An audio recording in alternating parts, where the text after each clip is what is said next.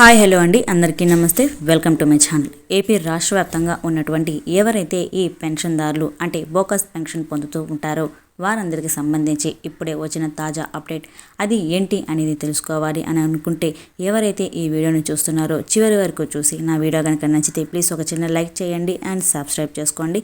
Government నుంచి వచ్చే ప్రతి ఒక్క అప్డేట్ నేను మీకు ఎప్పటికెప్పుడు నేనైతే తెలియజేస్తూనే ఉంటాను.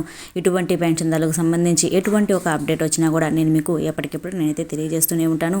ఇక లేట్ చేయకుండా వివరాల్లోకి అయితే వెళ్ళిపోదాము. నా వీడియో కనుక నచ్చితే లైక్ చేయండి అండ్ సబ్స్క్రైబ్ చేసుకోండి. ఇక లేట్ చేయకుండా వివరాల్లోకి అయితే వెళ్ళిపోదాము.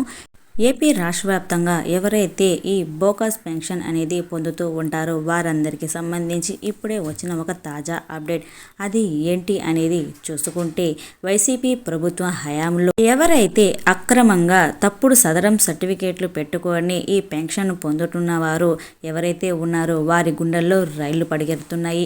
రాష్ట్ర వ్యాప్తంగా వైద్య బృందాలు దీర్ఘకాలిక వ్యాధుల బారిన పడిన మంచానికి పరిమితమైన వారిని అటువంటి వారి ఇళ్లకు అంటే ఈ సోమవారము అంటే రేపు వారి ఇళ్లకు వెళ్ళి వైద్య పరీక్షలు చేయడమే దీనికి కారణం.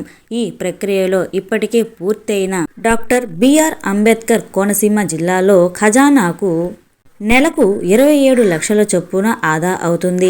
సుమారు 6,000 రూపాయలు పెన్షన్ పొందే వారికి తగిన వైద్య పరీక్షలు చేస్తే వేల సంఖ్యలో నకిలీలు బయటపడడం ఖాయం.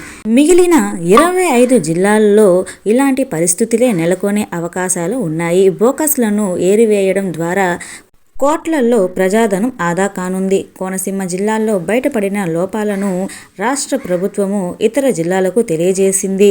ఇక చూసుకుంటే డాక్టర్ బిఆర్ అంబేద్కర్ కోనసీమ జిల్లాలో 655 మంది దీర్ఘకాలిక వ్యాధులతో మంచానికి పరిమితమై పెన్షన్లు పొందే వారి జాబితాలో ఉన్నారు. వైద్య బృందాలు వారి గ్రామాలకు వెళ్లి వైద్య పరీక్షలు చేయగా 374 మందే ఈ 15,000 రూపాయల పెన్షన్ పొందే అర్హతలు కలిగి ఉన్నట్లు తేలింది. 255 మంది వైకల్యం ఉన్న వారి నెలకు 6,000 చొప్పున పెన్షన్ను తీసుకునేందుకు అర్హులు. మరో 26 మందికి ఆరోగ్య సమస్యలు ఏమీ లేవు. వీరి నకిలీ పత్రాలను సమర్పించుకొని పెన్షన్ తీసుకున్నట్లు గుర్తించారు.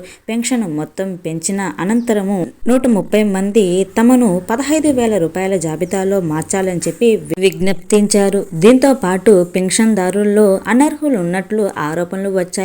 దీంతో ప్రభుత్వం ఏం చేసిందంటే 5 వైద్య బృందాలను ఏర్పాటు చేసి 40 రోజులతో పాటు వైద్య పరీక్షలు చేయించాం. అనర్హులను గుర్తించి వారి పేర్లను జాబితాలో నుంచి తప్పించాలని చెప్పి కోనసీమ జిల్లా కలెక్టర్ మహేష్ కుమార్ ఈనాడు పత్రికల ద్వారా తెలియజేశారు. ఓకేనా అండి, ఎవరైతే ఈ బోకస్ పెన్షన్ పొందుతూ ఉంటారో వారందరికీ రేపటి నుండి రాష్ట్ర వ్యాప్తంగా వైద్య నిర్ధారణ పరీక్షలు చేయబోతున్నారు. ఓకేనా అండి, ఎవరైతే ఈ బోకస్ పెన్షన్ పొందుతూ ఉంటారో అటువంటి వారిని గుర్తించి ఈ పెన్షన్ అనేది తొలగించడం అయితే జరుగుతుంది. ఓకేనా అండి, నా వీడియో కనుక నచ్చితే ప్లీజ్ ఒక చిన్న లైక్ చేయండి అండ్ సబ్స్క్రైబ్ చేసుకోండి. మీరు ఇచ్చే ఈ లైక్స్ అండ్ సబ్స్క్రైబ్ నాకు ఒక మంచి బూస్టింగ్ లాగా అయితే ఉంటుంది. ఓకేనా అండి, నా వీడియో కనుక నచ్చితే లైక్ చేయండి అండ్ సబ్స్క్రైబ్ చేసుకోండి. Thank you for watching. Thank you so much.